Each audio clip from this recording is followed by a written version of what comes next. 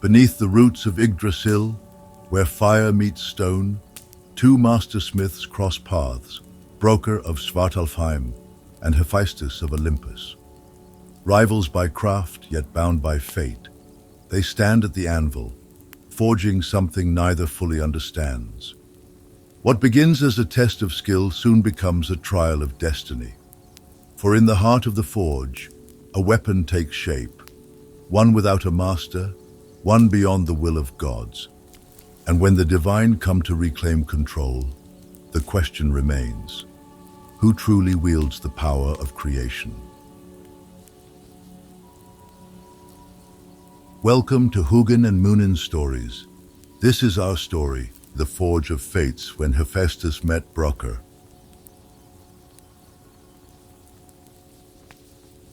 Chapter 1. Echoes in the Deep. Beneath the skin of the world, where fire and stone entwined in a ceaseless dance, the clang of metal rang through the darkness.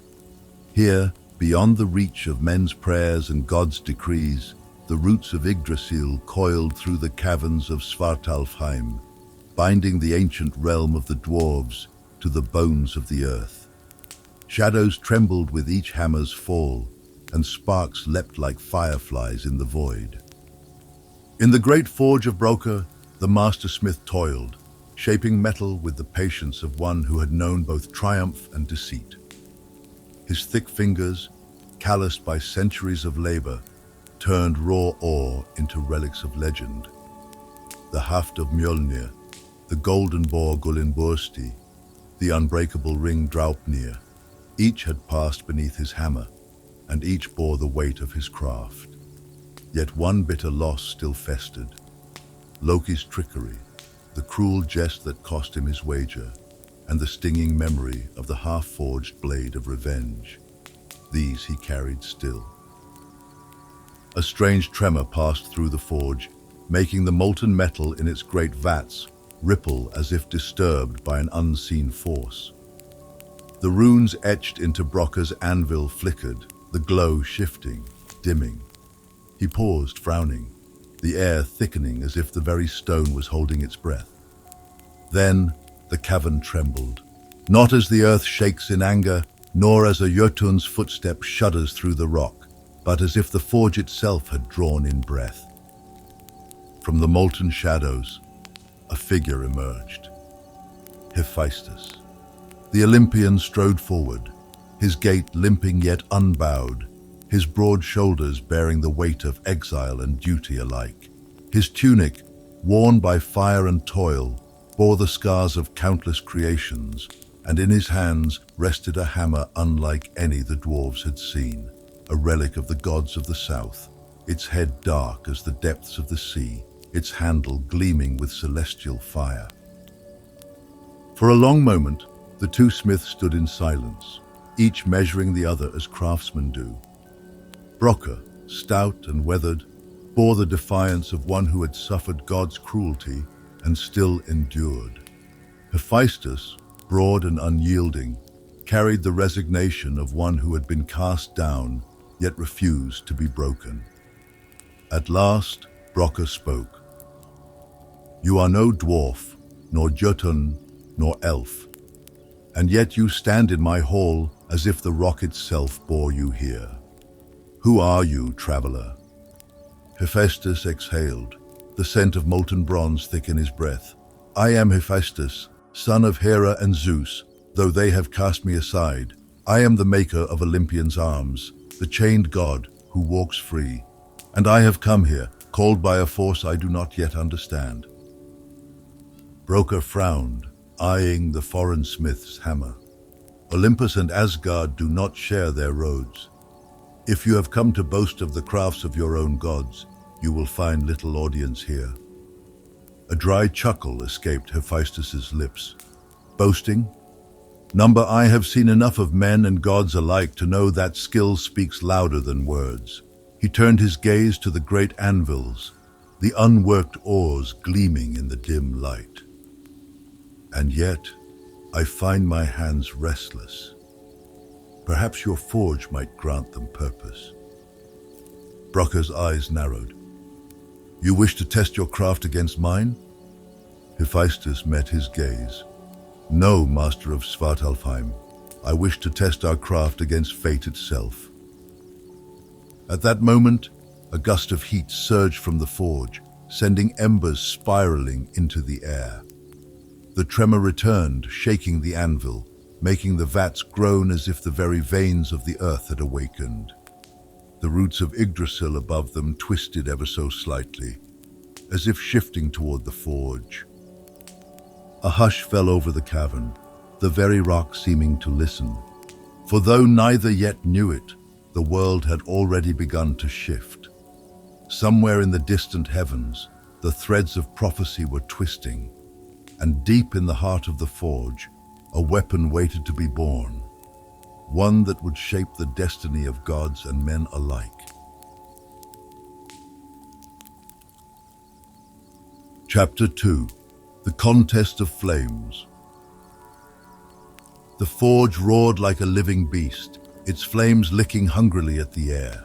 The cavern walls trembled as though they too could feel the weight of what was to come. Above them, the great roots of Yggdrasil shifted subtly, as if the world tree itself had turned its gaze toward this meeting of fire and fate. Brokkr ran his hand over his anvil, his fingers tracing the deep grooves left by centuries of work. So, he said, his voice like grinding stone, you wish to test your craft against fate itself? Hephaestus nodded. The gods have always claimed dominion over destiny, but in the forge, there is no fate, only fire, hammer, and will. He turned his gaze to the oars stacked against the far wall. We do not take orders from the Norns nor from the Moirai. We make what must be made. Brokkr grunted. A fine thought. He crossed to a stone chest beside the forge and pulled free a lump of ore unlike any Hephaestus had seen before. It shimmered faintly in the dim light, shifting between hues of deep blue and fiery red, as though caught between ice and flame. The moment it was exposed to the air, the forge's flame surged higher, hungrily reaching toward it. This, Brokkr said, holding the ore aloft, is Urdabran, the heart metal of the world ash. It is older than Asgard, older than Midgard, older than the gods themselves. It is found only where Yggdrasil's roots drink from the well of fate. He tossed it once, catching it with a gloved hand. Few have shaped it, for it bends only to the most skilled hand. Hephaestus extended his palm, and Brokkr dropped the ore into it. The moment it touched the Olympian skin, a deep vibration resonated through the cavern, a low hum that neither the forge nor the fire had made. Hephaestus frowned. The metal was warm. No, not warm, alive. He could feel it resisting him, pushing against his grip. He smiled. A worthy challenge. Brokkr placed the ore upon the anvil and met Hephaestus's gaze. What shall we forge from it? Hephaestus turned to the roaring forge, its heat dancing in his eyes. That is not for us to decide. The metal will tell us what it wishes to become. Brokkr's lips curled in a rare grin. Spoken like a true smith. They set to work. The first strike rang out like thunder in the deep. Hephaestus brought his hammer down upon the Urdabran, and the forge's flames leapt higher, as if startled by the force of his blow. Sparks exploded in all directions, illuminating the cavern in bursts of gold and crimson. Brokkr followed, his own hammer falling in perfect counterpoint. His strokes were steady, methodical, shaped by the patience of one who had outlasted gods. Hephaestus's strikes, by contrast, were powerful and deliberate, honed by millennia of divine craftsmanship. The air trembled with each impact, and with every strike, the ore resisted them, twisting, shifting, refusing to yield. It was unlike any metal they had worked before. It did not simply take shape. It fought them, testing their skill, bending only when they had earned its submission. Molten veins pulsed within the ore, the light shifting, flickering, as if it could not decide whether to burn like the forge's fire or glow like the silver light of the moon. The anvil rang louder, its echoes rippling through the cavern, as if reaching for something beyond the walls of Svartalfheim. Then something strange happened. Brokkr's hammer fell, and for the first time in his life, the metal moved of its own accord. It stretched, lengthened, curving into a shape neither smith had intended. Hephaestus pulled back, sweat glistening on his brow. It is choosing its own form. Brokkr's frown deepened. That is not how metal works. The forge itself seemed to inhale, its flames dimming. And then, before their eyes, the weapon revealed itself. A spear. Its shaft was smooth, dark as the void between stars. Yet within it pulsed a light that flickered like the embers of a dying sun. The tip, honed to an edge that could split the air itself, shimmered with hues unknown to mortal eyes. Sometimes the silver of moonlight, sometimes the deep crimson of blood spilled upon the battlefield. Runes, not carved by hand but burned into the metal by the forge itself, writhed across its length, shifting like the words of an unfinished prophecy. A silence stretched between the two smiths, the weight of the moment pressing down upon them. Brokkr exhaled. This is not a weapon of war. Hephaestus ran his fingers over the runes, their shifting patterns tingling beneath his touch. It is something greater. Yet, as the last embers of the forge settled, as the echoes of hammer upon anvil faded into the depths of the cavern, a shadow slithered between the flames. It was not cast by either smith. It moved where no light should have allowed it. For fate was not a thing shaped by hands alone, and the gods, both Aesir and Olympian, had long hands and longer memories. With each strike, the weapon upon the anvil had taken shape. But as its form became clearer, so too did a realization settle in their minds. They had forged something that did not belong in this world, and something was coming to claim it.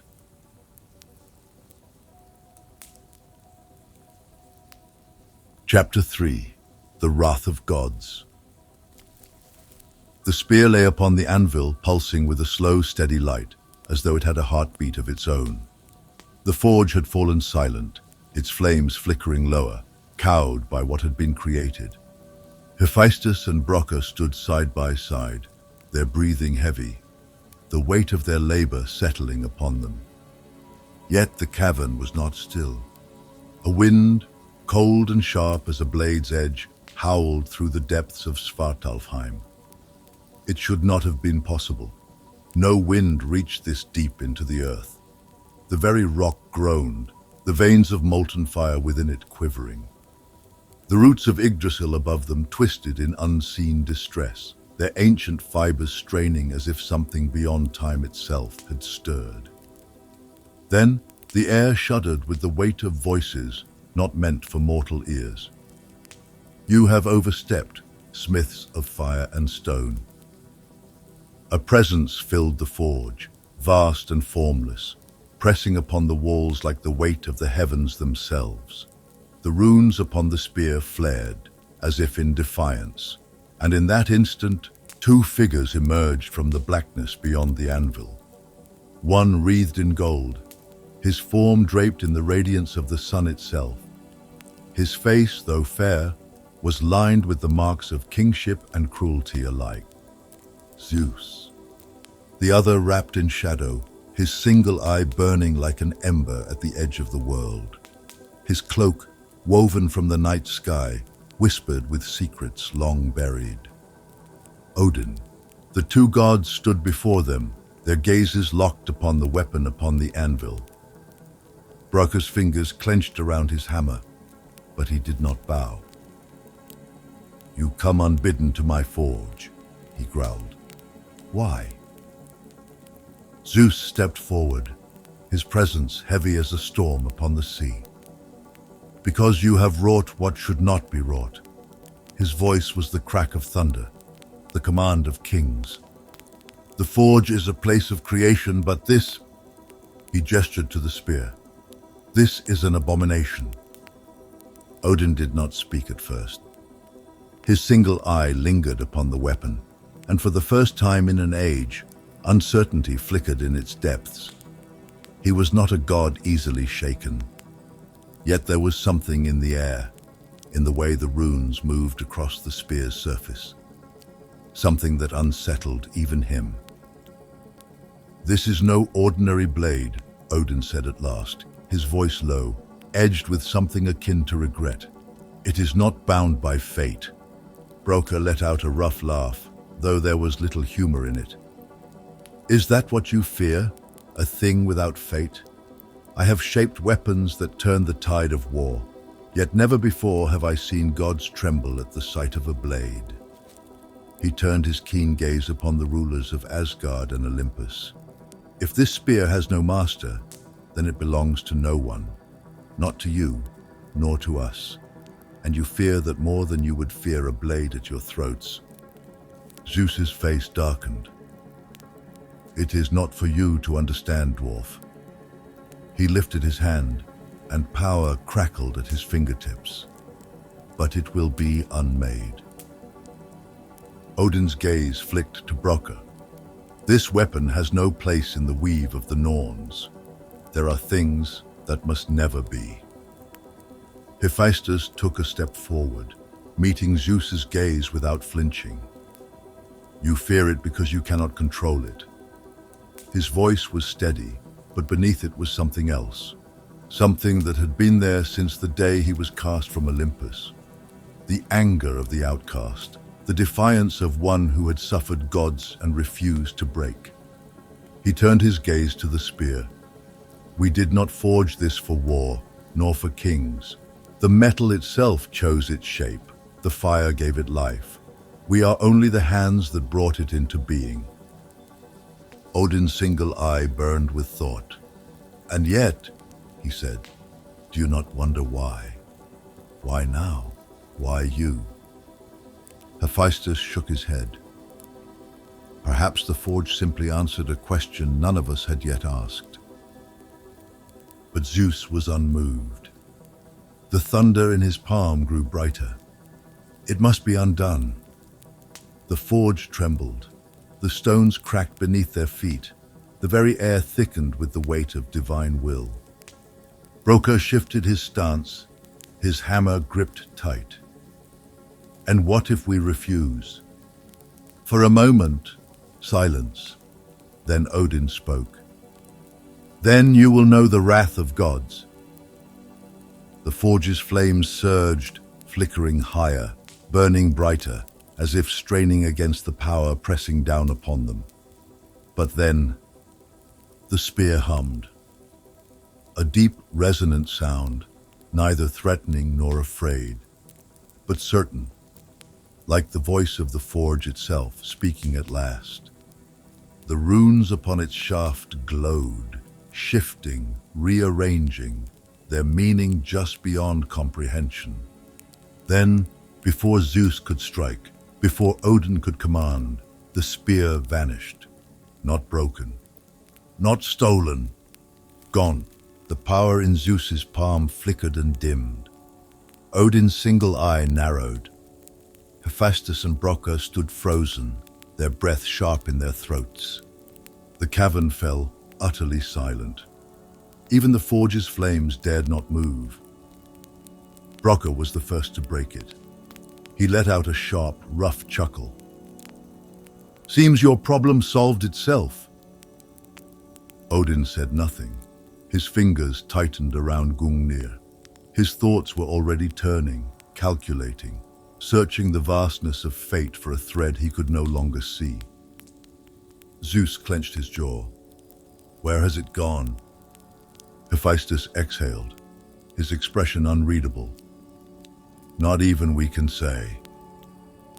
But deep within him, in the place that still remembered what it was to be cast down, to rise and shape the world anew, he knew the truth. The forge had not simply made a weapon, it had made a choice. And somewhere, beyond the reach of gods, beyond the threads of the Norns, beyond the will of Olympus, a new fate had begun to stir. One neither written nor foretold, one that belonged to no master, one that in time would change everything.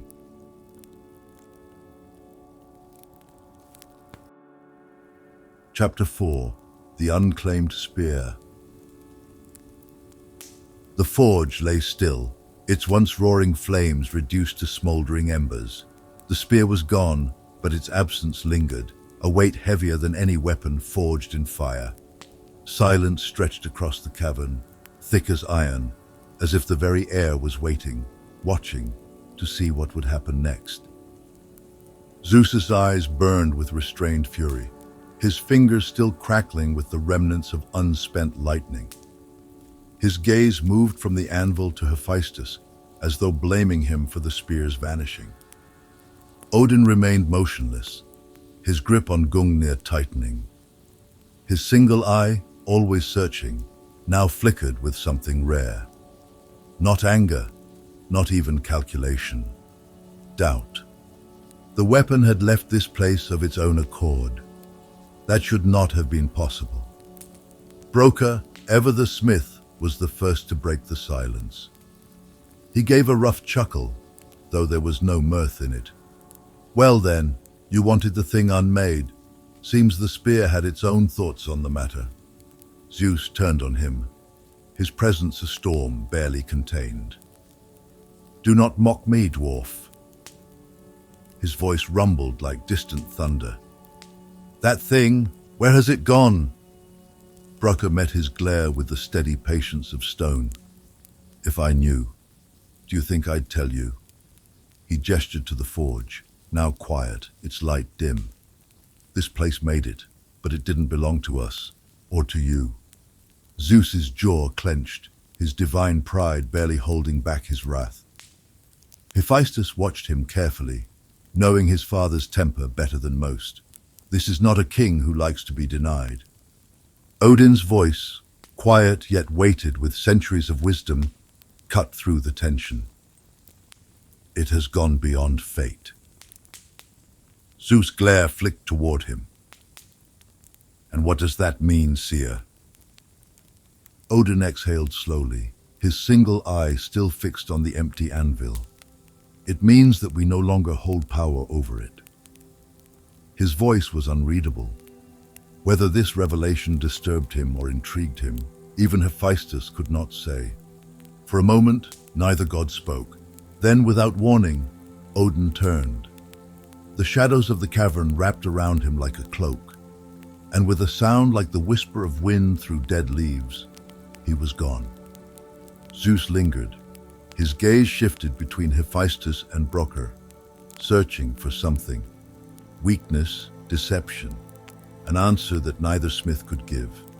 His divine pride warred with the truth he did not want to acknowledge. The king of Olympus was not accustomed to power slipping beyond his grasp. At last, he took a slow step back. His voice, though quieter, still carried the weight of a storm held in check. This is not finished. Then, with a crack of thunder, he too was gone. The cavern felt strangely empty without them. The pressure of divinity had lifted, yet the air still crackled with something unseen, a presence that had not left, but simply moved beyond reach. Hephaestus let out a breath, rolling the stiffness from his shoulders. Well, he muttered, that could have gone worse. Brokkr let out a gruff snort, tossing his hammer onto the anvil. Could have gone better too. He reached for a flagon of ale sitting by his workbench and took a deep swig. You realize they're going to scour the worlds for that thing? Hephaestus nodded, rubbing his scarred hands together. Yes, and they won't find it. Brokkr raised an eyebrow. You sound certain. The Olympian smiled faintly, because it wasn't meant for them. Brokkr grunted. Then who was it meant for? Hephaestus turned to the forge. The flames had burned low, but the embers still smoldered, and deep in the heart of the coals, where no eye could see, something shimmered, a final whisper of the vanished spear's power, like the last glow of a dying star. He did not know where the weapon had gone, but he did know one thing. Somewhere, beyond the halls of gods and the sight of the Norns, a new fate was beginning. And the one who would wield it, that was a mystery yet to be written. Blows their contest becomes something greater, a question of creation itself. What is the true purpose of the forge? To build, to destroy, or to shape the fate of gods and men alike? Yet fate does not sit idle. A task is set before them, a challenge greater than any they have known. The fire burns hotter, the hammers fall harder, and beneath their hands, something impossible takes shape, a weapon unlike any before it. But power without a master is a dangerous thing. And as the embers rise, so too do the gods who fear what has been forged in the depths.